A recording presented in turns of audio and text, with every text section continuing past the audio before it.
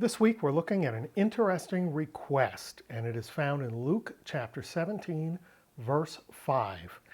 And the apostle said to the Lord, "Increase faith for us, or add faith to us." That's Luke 17:5, and that is my translation. Let's look at the request specifically. Prostheis hemin piston. That is the request as Luke wrote it. Prostheis hemin piston. Add to us faith. So prostheis is a second aorist active imperative, and it's the second person singular. And so it's issuing what we would think of usually as a command. In this case, it is the imperative of request. It's like your kids saying, "Take us for ice cream, take us for ice cream." They're not issuing you an order. It's an impassioned plea. It's an earnest request to do something. So here, we're told that the apostles say to the Lord, prostheis, add to us, hemin, to us, piston, faith. So this verb is, this imperative is from the verb prostithemi, which means to add to something to something that already exists. It's to make additions to something. It's not to give something to someone that they don't have any of already. There's a different verb for give, and this is not it. This is important. If you look this verb up, make sure you look up prostithemi and not protithemi. The sigma is significant because protithemi means to put something in front of someone else, like to display something. Prostithemi is to add something to something else. So if you look the verb up, make sure you get the sigma in there, prostithemi. So the direct object in their request is piston, faith in the accusative case. It's the direct object. So the subject of the verb, prostheis, is Jesus. They're using the imperative to have Jesus give, to add, to increase, what? Piston, faith. And what's the indirect object? Hemin, to us. The plural, in the dative case, the plural personal pronoun. Add to us faith. So it's pretty interesting. They're almost certainly not asking for something that they don't already have some of. They want more of something. That's why most translations translate it, increase our faith. But it's significant that because of the pronoun being hemin and not hemon, it's not saying our faith. It's increase or add, piston, faith, hemin, to or for us, not our faith, not increase our faith, add faith to us. In other words, it's like saying, we would like you to provide us with additional faith as though faith were like a commodity. So they're not saying, cause us to believe more than we currently believe. They're saying, add this commodity, faith, to us. We have some now, we would like some more. I just wish that you could give me some courage. I wish that you could provide me with some confidence. I've got some, but I wish I had more. If you could just give me some, if you could confer upon me additional confidence, additional faith, that's what they're asking for. When you graduate, high school, college, graduate school, etc., and receive a diploma or a degree, the degree is conferred upon you. So something from outside you. You did the work, you already have the knowledge, but the degree is conferred upon you. You are now a bachelor of the arts, etc., right? So that's what they're doing. They're saying, they come to their Lord, they come to Jesus, and they say, confer upon us, add to us, piston, faith. Fantastic stuff. It's important to differentiate that for the simple reason that the way they're treating it, the way they speak of it as a commodity is echoed in Jesus' reply. Let's take a look at his reply in verse 6. But the Lord said, if you have faith like or as a seed of mustard seed, you might say to this mulberry tree, be uprooted and be planted in the sea, and it would have obeyed you. Again, my translation. Let's look at his first line. E ekete piston hos kokon synapios. E ekete.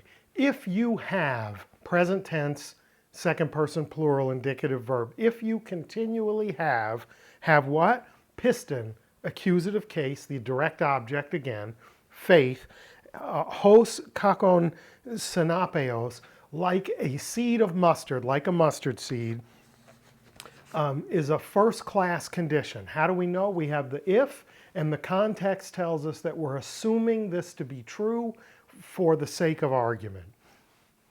If you guys have already faith like a seed of mustard, like a mustard seed, like a teeny tiny little thing, he's going to then give us the apodosis, the other side of that coin. If A, then B, right? That's how this works. So the condition is A, if you have faith like a teeny tiny little mustard seed, then we're going to get to the B, to the apodosis. If you possess the commodity you're asking for in even a minuscule quantity, he then says, elegete an te sucamino tu taute. You might say to this mulberry tree, this is in brackets because it's not in all the manuscripts. It's in some, but not all. So we're sort of adding it in as a maybe. Okay, you might say to this mulberry tree, and why do we say might? Because of that little particle on. Notice that little particle on after elegete. It's what's called an unreal condition. Right now, by me saying it's an unreal condition, there's some faithful soul out there getting angry with me. I'm not saying that what Jesus is saying is wrong or false or a lie or misleading. That's not what this means. It's a grammatical term. It means that it's an unreal condition in as much as if you were to use a hypothetical, you're not saying, he's not advocating for deforestation of mulberry trees as a sign of faith. He's saying, like, if you had this little bit of faith, that would be enough for you to do this thing. So it's a hypothetical, but notice, go back to the first part. Let's take a quick look back at it. A elegete, A is if, not a on, and the verb is in the indicative, not in the subjunctive. Usually when we're talking about hypotheticals, when we're making a rhetorical point and not meaning for someone to actually do it, we would do that in the subjunctive mood. But if you switch to the subjunctive mood and we trade A for aon, it's no longer a first-class condition assumed to be true for the sake of argument. It becomes a third-class condition, hypothetical.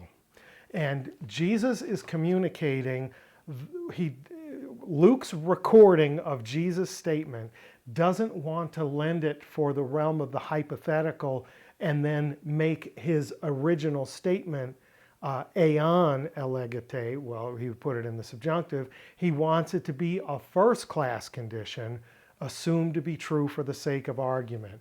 It's true for the sake of our discussion if you had even this teeny tiny little bit of the commodity that you're looking for. Then he switches into this sort of unreal proposition. You could, because he's not intending for them to really throw mulberry trees into the sea, he says you could command the mulberry tree and it would obey. It would do the thing that you say if you even had just this tiny little bit. That's all it takes, that tiny little bit. So it's an unreal condition, not because Jesus is misleading them. It's because Luke wants to use the first class condition and not the third class condition. So we know that Jesus is being sincere and is not just throwing out a hypothetical. The construction preserves the fact that it's true for the sake of argument if you have just a teeny tiny little bit. So be uprooted and planted in the sea, and it would have obeyed you. The particle on is attached to obey in the same way that it's attached to be uprooted. So the two verbs in Jesus' apodosis here to their request both use that particle on to tell us that we're in the realm of the hypothetical without going into the subjunctive. So they say, what did they say to Jesus? Add faith to us. Increase faith for us. Give us more of that commodity, faith. And what does he say in response to them? Even the tiniest amount of the commodity you're looking for is powerfully adequate. It can cause trees to relocate. That's how powerful it is. So in other words, if you have any faith, you have adequate faith. How many times in your life have you seen somebody going through a struggle and some well-meaning person comes along and tells them that they just need to have more faith?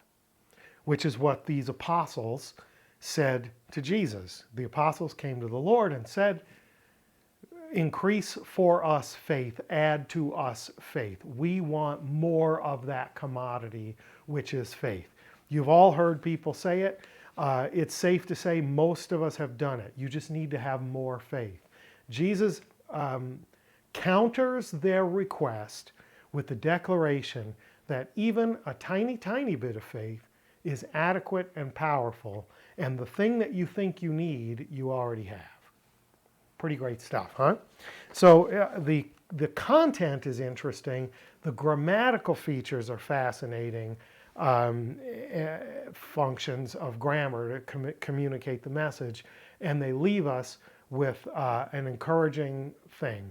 Many of us go through life thinking, if I only had more of this thing, whatever that thing may be, and Jesus comes along and says, at least when it comes to this commoditization of faith, if you've got even a tiny little bit, what you've got is adequate and powerful.